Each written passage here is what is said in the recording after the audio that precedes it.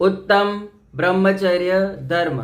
10 लक्षण धर्म का अंतिम और 10वां लक्षण है उत्तम ब्रह्मचर्य धर्म। आज के वीडियो में हम उत्तम ब्रह्मचर्य के बारे में जानेंगे।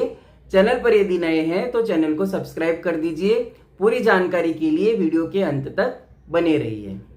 उत्तम ब्रह्मचर्य धर्म क्या होता है? उत्तम ब्रह्मचर्य धर्म 5 प्रकार के पाप कहे गए हैं: हिंसा, झूठ, चोरी, कुशील और परिग्रह। और इन 5 पापों को दूर करने के लिए 5 प्रकार के अणुव्रत या महाव्रत कहे गए हैं। हिंसा पाप से बचने के लिए अहिंसा नाम का व्रत है। झूठ पाप से बचने के लिए सत्य नाम का व्रत है। चोरी नाम के पाप से बचने के लिए अचौर्य नाम का व्रत है। कुशील पाप से बचने के लिए ब्रह्मचर्य नाम का व्रत है। और परिग्रह नाम के पाप से बचने के लिए अपरिग्रह नाम का व्रत है। तो जो चौथा पाप है कुशील, उस कुशील पाप से बचने के लिए ब्रह्मचर्य व्रत धारण किया जाता है। ब्रह्मचर्य का मतलब होता है, ब्रह्म का मतलब होता है आत्मा और चर्य मतलब रमण करना, विचरण करना। तो अपनी आत्मा में रमण करना, अपनी आत्मा में विचरण करना ब्रह्मचर्य कहलाता है। यह है इसका शाब्दिक अर्थ। कुशील से दूर रहते हुए ब्रह्मचर्य पालन किया जाता है। कुशील पाप को नष्ट करने के लिए ब्रह्मचर्य व्रत धारण किया जाता है। उत्तम ब्रह्मचर्य क्या है? सम्यक दर्शन पूर्वक जो ब्रह्मचर्य व्रत धारण किया जाए। सम्यक दर्शन पूर्वक जो ब्रह्मचर्य व्रत नाम का जो स्वभाव है हमारी आत्मा का, उसको धारण करना उत्तम ब्रह्मचर्य धर्म कहलाता है। जिनेंद्र भगवान के द्वारा 2 प्रकार के ब्रह्मचर्य व्रत कहे गए हैं। पहला ब्रह्मचर्य अणुव्रत और दूसरा ब्रह्मचर्य महाव्रत। ब्रह्मचर्य अणुव्रत श्रावक श्राविकाओं के द्वारा धारण किया जाता है और ब्रह्मचर्य महाव्रत मुनिराजों के द्वारा, आरिका माता जी के द्वारा धारण किया जाता है। ब्रह्मचर्य अणुव्रत क्या है?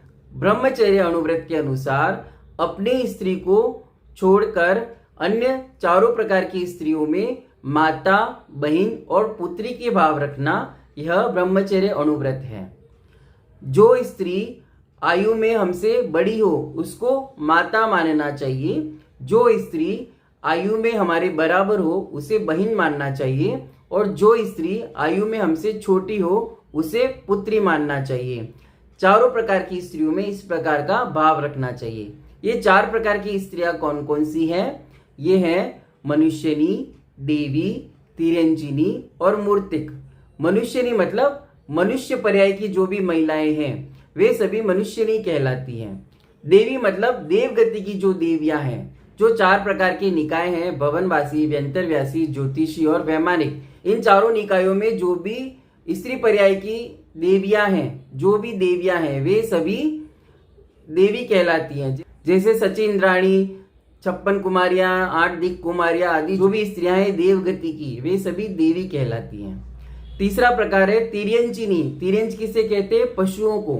तो पशु गति में भी जो भी स्त्रियां हैं जैसे गाय, कुतिया, बिल्ली, हथिनी, ऊँटनी, ये सभी तिर्यंचिनी कहलाती हैं।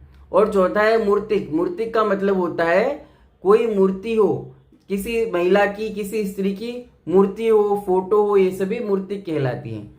तो मनुष्यनी, देवी, तिर्यंचिनी और मूर्तिक, इन 4 प्रकार की स्त्रियों में माता, बहन या पुत्री का भाव रखना, यह ब्रह्मचर्य अणुव्रत है। ठीक इसी प्रकार ब्रह्मचर्य महाव्रत में भी यही भावना है। बस अंतर इतना है कि अणुव्रत में अपनी पत्नी की छूट होती है, जबकि महाव्रत के अंदर अपनी पत्नी भी नहीं होती है, अपनी पत्नी का भी त्याग होता है। तो ब्रह्मचर्य महाव्रत में अपनी पत्नी को भी माता, बहन या पुत्री मानना है। और 4 प्रकार की स्त्रियों मनुष्यनी, देवी, तिर्यंचिनी और मूर्तिक में माता, बहन या पुत्री के समान भाव रखने हैं। इसको ब्रह्मचर्य महाव्रत कहते हैं। और यही नियम ब्रह्मचर्य प्रतिमा के लिए भी लागू होता है। ब्रह्मचर्य प्रतिमा में भी अपनी स्त्री का त्याग होता है। स्त्रियों के लिए ठीक उल्टा मानना चाहिए। स्त्रियों के लिए जो भी ब्रह्मचर्य धारण करने वाली स्त्रियां हैं उनको पर पुरुषों में पिता, भ्राता या पुत्र के भाव रखने चाहिए। यही ब्रह्मचर्य धर्म है।